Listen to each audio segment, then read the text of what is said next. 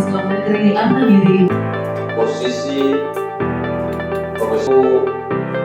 jabatan di Kemenang itu sudah tetis, kemudian bergerak ke sekjen, dari sekjen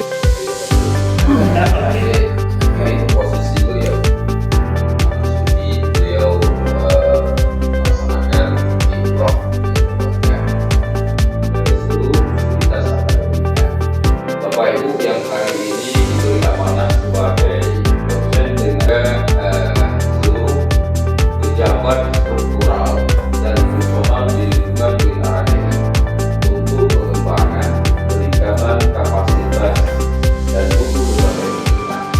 Jadi uangnya dari Pak Kamal dari sangat berguna bagi kita 2024. Sekarang semua dokumen kelengkapan dokumen SDM sistem ini ya,